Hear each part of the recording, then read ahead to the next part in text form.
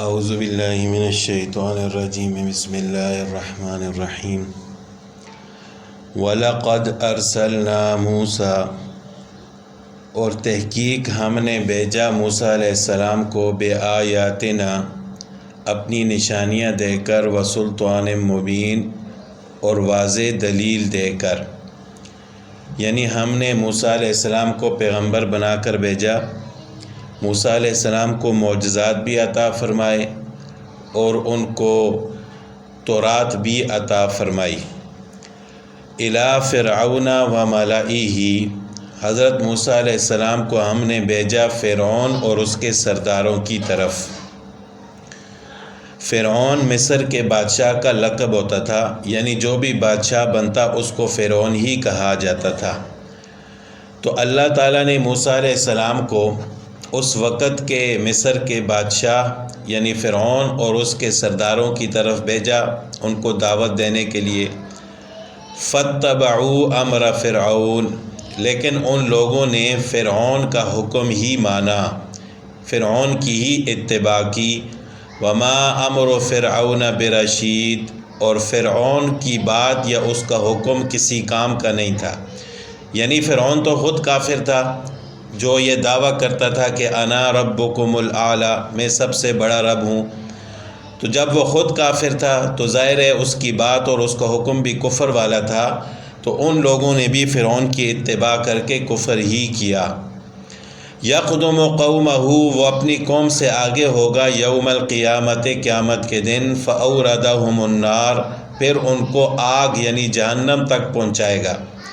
وبئس الورد المورود، اور وہ آگ اور جہنم بری گھاٹ ہے جس پر ان کو پہنچایا جائے گا۔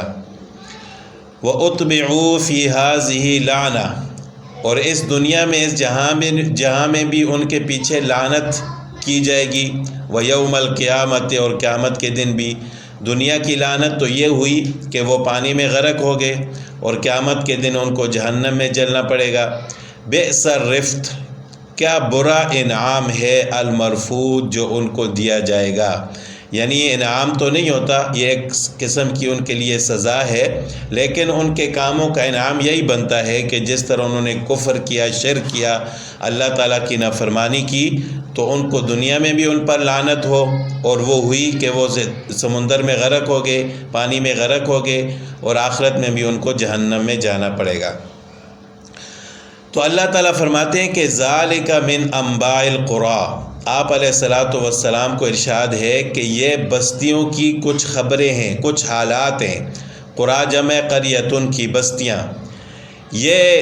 کچھ بستیوں کے حالات ہیں، نقص علیک، جو ہم آپ کو سناتے ہیں۔ منہا قائم، ان بستیوں میں سے کچھ آج بھی قائم ہیں، وحصید، اور کچھ ایسی ہیں کہ جن کی جڑ کٹ گئی،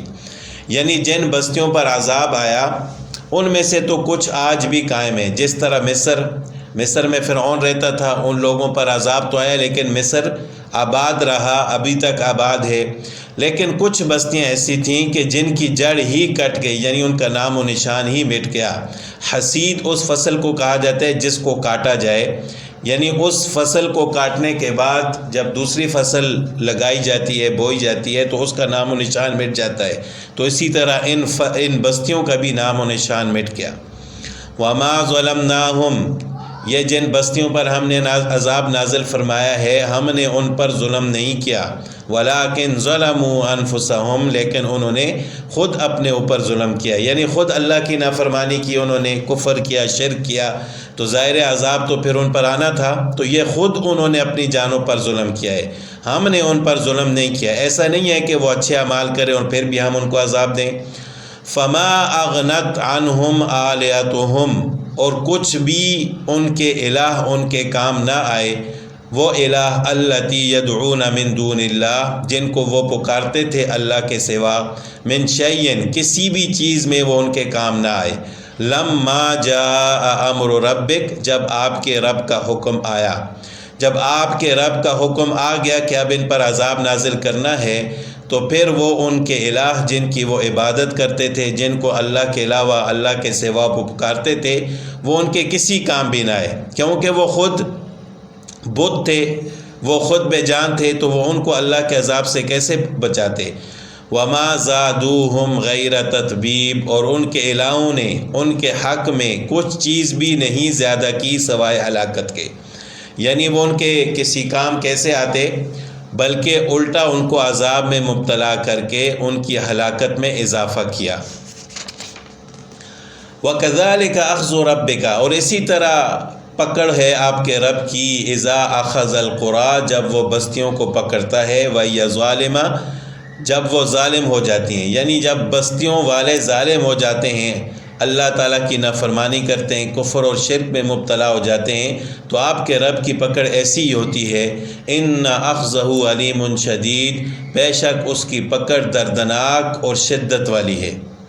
إِنَّ فِي ذَلِكَ لَآیَةٌ، بے شک اس میں نشانی ہے، لمن، اس شخص کے لیے، خاف عذاب الآخرہ، جو آخرت کے عذاب سے ڈرتا ہے،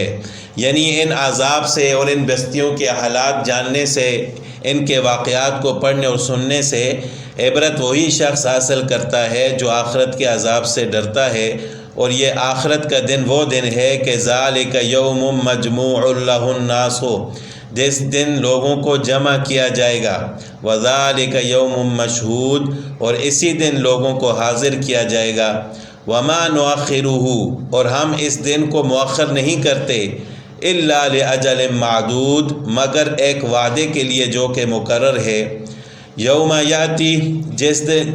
جب یہ دن آئے گا، لا تکلم نفس، کوئی شخص بات نہیں کر سکے گا، الا باذنی، مگر اللہ کے حکم اور اجازت سے۔ فمنہم، سو ان میں سے بعض، شقی،